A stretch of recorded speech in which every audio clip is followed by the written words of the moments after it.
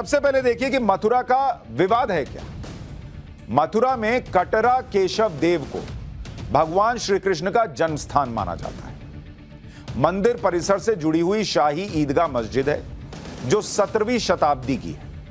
हिंदू पक्ष का दावा है कि शाही ईदगाह मस्जिद मंदिर को तोड़कर बनाई गई थी, इसलिए वहां मस्जिद नहीं मंदिर होना चाहिए। यह विवाद का मूल भाव है। अब मथुरा का इतिहास क्या कहता है वो देखना चाहिए, और मैं आपको बहुत पीछे ले जा रहा हूं, एकदम शुरू से शुरू कर रहा हूं। महमूद गजनवी मुस्लिम आक्रांता था। उसने साल 1017 में मथुरा पर हमला किया था, और एक दिन नहीं, 2 दिन नहीं, 21 दिन तक मथुरा को लूटता रहा था। 21 डेज ऐसा लुटेरा गजनवी 21 दिन मथुरा को लूटा। इस दौर में ईरानी इतिहासकार हैं अल उतबी, उन्होंने अपनी किताब तारीख यामिनी में मथुरा हमले के बारे में जो लिखा वो आज आपको बताता हूं। शहर के दोनों छोरों पर हजारों घर थे। ये उस समय का इतिहासकार लिख रहा है कि मथुरा में उस वक्त शहर के दोनों छोरों पर हजारों घर थे जिनके मंदिर जुड़े हुए थे। बाकी मंदिरों की तुलना में शहर के बीच में एक विशालकाय मंदिर था जिसका वर्णन नहीं किया जा सकता, वो इतना जबरदस्त था। ये उस वक्त का इतिहासकार कह रहा है। सुल्तान ने इस पर लिखा कि अगर कोई इसके बराबर की इमारत बनाना चाहता है तो वो सैकड़ों हजारों दीनार खर्च करके भी नहीं बना सकता। इतना जबरदस्त मंदिर उस जमाने में बना हुआ था, और अगर इसे बनाने में सबसे अनुभवी और कुशल कारीगरों को भी लगा दिया जाए तब भी ऐसी इमारत 200 साल में नहीं बन सकती, ये उस वक्त कहा गया। मूर्तियों में से 5 मूर्तियां लाल सोने से बनी थी और 15 फीट ऊंची थी। मूर्तियां हवा में बिना किसी आधार के थी। इनमें से एक मूर्ति के आंखों में 2 रूबी लगी हुई थी आंखों में। अगर कोई ऐसा बेचना चाहे तो उसे 50,000 दीनार तक मिल सकते हैं उस जमाने में। दूसरी मूर्ति में सफायर लगा हुआ था जो पानी से ज्यादा साफ था और क्रिस्टल से भी ज्यादा चमकदार था। ये इतनी बड़ी और वजनदार मूर्तियां थीं कि इन्हें बिना तोड़े इनका वजन नहीं मापा जा सकता था। सुल्तान ने आदेश दिया कि सभी मंदिरों को जला दिया जाए और उनकी जमीन समतल कर दी जाए। यह तारीख यामिनी में उस वक्त के इतिहासकार ने मथुरा के बारे में बताया और उस वक्त बनी भव्य मंदिर और उसकी मूर्तियों के बारे में बताया।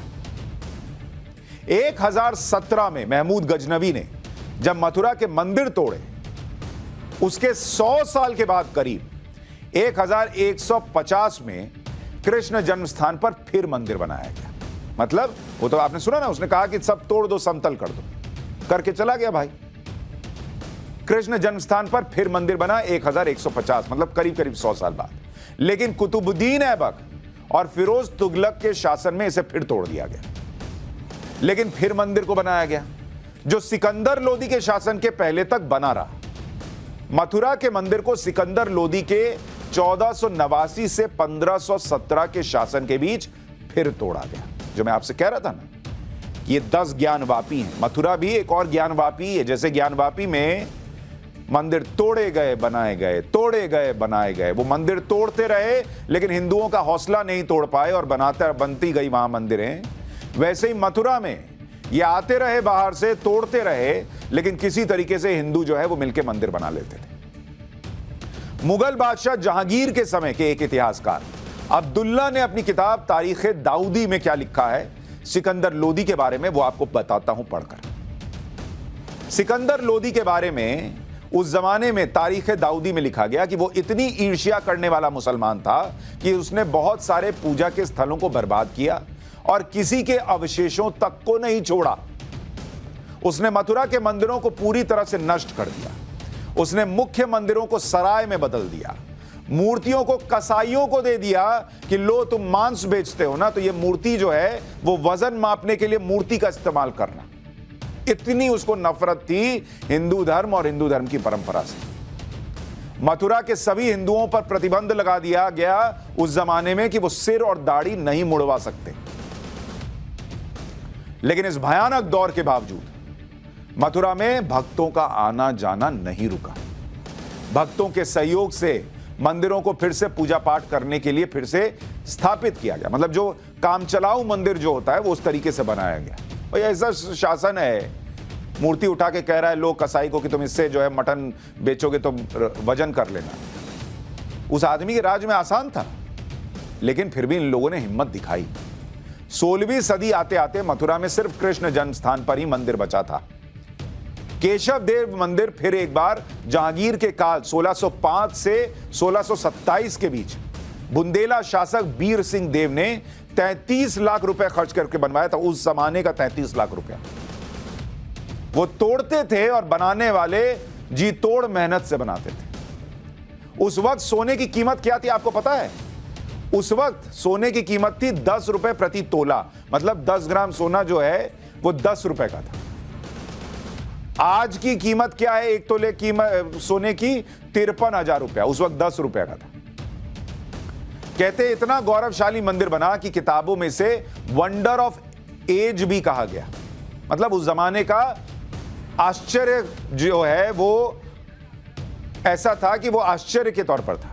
और वो मंदिर मथुरा में ऐसा बना कि कहते हैं कि आगरा से देखो तो मंदिर का शिखर नजर आता था। ऐसा भव्य मंदिर उस जमाने में बनाया। लेकिन फिर औरंगजेब का समय आया।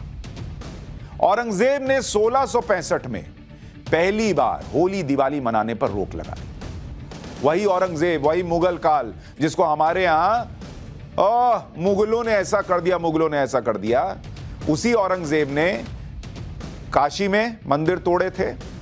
उसी की ये जो समस्या है ना औरंगजेब की ही दी हुई है, जो ज्ञानवापी मस्जिद और मंदिर का विवाद चल रहा है उसमें उसका योगदान है।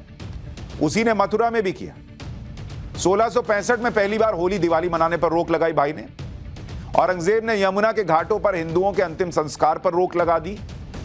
मैंने आपको कहा था ना, ये चैप्टर अगर आप सुनेंगे तो आपका दिल रोएगा कि क्या क्या उस वक्त लोगों ने झेला है। अंतिम संस्कार पर रोक लगा दी इस आदमी ने।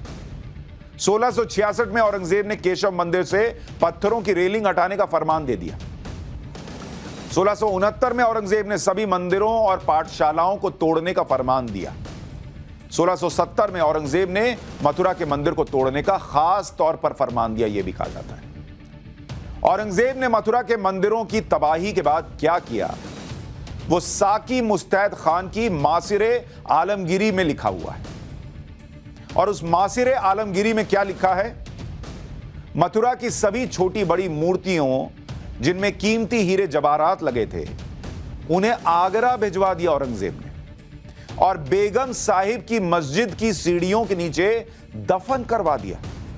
गाड़ दो वहां इन मूर्तियों को। और फिर उसने ऑर्डर दिया कि मथुरा का नाम बदलकर इस्लामाबाद कर दिया जाए। मैं अभी आपको कह रहा था ना कि मथुरा का नाम कभी इस्लामाबाद भी पड़ा हो, आपने सुना नहीं होगा, लेकिन मासिरे आलमगिरी में लिखा है कि औरंगजेब ने कहा कि मथुरा का नाम बदल दो और इसका नाम इस्लामाबाद कर दो। यह हुआ उस दौर में। कृष्ण की मथुरा को इस्लामाबाद बनाया गया। इसके बाद मथुरा में मंदिर की लोकेशन पर ईदगाह बनाई गई, जिसके बारे में मथुरा कई बार आए अलेक्जेंडर कनिंगम नाम के ब्रिटिश आर्मी इंजीनियर ने 1862 के दौरान लिखा। उसने लिखा कि इसमें कोई संदेह नहीं कि इस जगह पर भगवान कृष्ण का विशाल मंदिर था, जो कई बार ध्वस्त किया गया और कई बार बनाया गया। जिन पत्थरों का प्रयोग मस्जिद के किनारों को बनाने के लिए किया गया था, उससे पता चलता है कि यहां मंदिर 1663 में खड़ा था। यह वो लिख रहा है अलेक्जेंडर कनिंगम। मस्जिद के अंदर इस्तेमाल किए गए पत्थरों पर हिंदू कलाकृतियां थीं, जो कि नागरी लिपि में लिखी गई थी। यह भी वो लिखता है। इसके बाद आया अंग्रेजों का राज। अंग्रेजों के शासन में मथुरा का विवाद एक कानूनी विवाद बन गया। 1815 में ईस्ट इंडिया कंपनी ने कटरा केशव देव की जमीन की बोली लगाई। वही कटरा केशव देव जहां भगवान श्री कृष्ण का जन्म स्थान माना जाता है, उस जमीन की बोली लगाई। भाई अंग्रेज थे, वो तो यहां लूटने आए थे। वो मुस्लिम आक्रांताओं से अलग थोड़े ही थे, उनको भी यहां लूटना ही था। उनको हिंदू से ना मतलब, ना मुसलमान से, ना सिख से, ना ईसाई से। उन्होंने जमीन की बोली लगवाई। इसे बनारस के राजा पटनी मल ने खरीद लिया, लेकिन वो मंदिर का निर्माण नहीं करवा पाए क्योंकि मुसलमानों से कानूनी लड़ाई लड़ते रह गए। फिर आया 1944 का साल। पंडित मदन मोहन मालवीय ने कृष्ण जन्म स्थान की स्थिति पर दुख जताया और इस जमीन के अधिग्रहण के लिए योजना बनाई। इसके बाद जुगल किशोर बिड़ला ने ट्रस्ट बनाया जिसे जमीन का मालिकाना हक ट्रांसफर किया गया और उसके बाद 1965 में कृष्ण जन्मस्थान पर मंदिर बनकर तैयार हुआ। मथुरा विवाद का कानूनी पक्ष यह भी है कि यह विवाद 13.37 एकड़ जमीन के मालिकाना हक की लड़ाई है, जिसमें करीब करीब 11 एकड़ या कहिए 10.9 एकड़ जमीन श्री कृष्ण जन्मस्थान के पास है और 2.5 एकड़ जमीन शाही ईदगाह के पास है। अंग्रेजों के शासन में 13.37 एकड़ की जमीन की नीलामी में इसे बनारस के राजा पटनीमल ने खरीद लिया और जैसा मैंने अभी बताया कि 44 में जुगल किशोर बिड़ला ने पटनीमल के वंशजों से यह जमीन खरीदी। 1951 में श्री कृष्ण जन्मभूमि ट्रस्ट बनाया गया और तय किया गया कि मथुरा में भव्य मंदिर का दोबारा निर्माण किया जाएगा और ट्रस्ट उसका प्रबंधन करेगा। लेकिन इसी बीच 1958 में श्री कृष्ण जन्मस्थान सेवा संघ नाम की संस्था का गठन हुआ, जिसको जमीन का कानूनी अधिकार नहीं था, लेकिन इसने ट्रस्ट के लिए भूमिका निभानी शुरू कर दी। इस संस्था ने 1964 में पूरी जमीन के मालिकाना हक के लिए केस दाखिल कर दिया, लेकिन इसी बीच 1968 में मुस्लिम पक्ष के साथ समझौता भी कर लिया। 1968 के समझौते में मुस्लिम पक्ष ने मंदिर के लिए अपने कब्जे की कुछ जमीन छोड़ी और मुस्लिम पक्ष को बदले में पास की जमीन दी गई, लेकिन 1968 के समझौते पर सवाल खड़े किए जा रहे हैं। इस केस में कहा गया है कि कटरा केशव देव की पूरी संपत्ति ट्रस्ट की है और श्री कृष्ण जन्मस्थान सेवा संस्थान को इसका मालिकाना हक नहीं दिया जा सकता। इसलिए 1968 का समझौता अवैध है कि आप थोड़ी सी जमीन छोड़ दें और कहें कि काम हो गया। हिंदू पक्ष की याचिका में कहा गया कि भगवान कृष्ण का जन्मस्थान कंस का कारागार था और कंस का कारागार ईदगाह के नीचे है। भगवान कृष्ण का जन्मस्थान हिंदुओं के लिए पवित्र है, इसलिए पूरी 13.37 एकड़ जमीन हिंदुओं को दी जाए, यह कहा गया है उस याचिका में, और वहां से शाही ईदगाह को हटाया जाए। दावा किया जाता है कि मथुरा में शाही ईदगाह मस्जिद का निर्माण प्राचीन कृष्ण मंदिर के सभा मंडप की जगह पर किया गया, लेकिन गर्भगृह किसी तरह से बच गया था। गर्भगृह के बारे में कहा जाता है कि यह वही जगह है जहां कभी कंस का कारागार हुआ करता था, जिसमें श्री कृष्ण का जन्म हुआ था। इसी जगह पर पत्थर का एक पवेलियन और अंडरग्राउंड जेल बनाई गई है, जिसके ठीक बगल में योग माया का मंदिर है।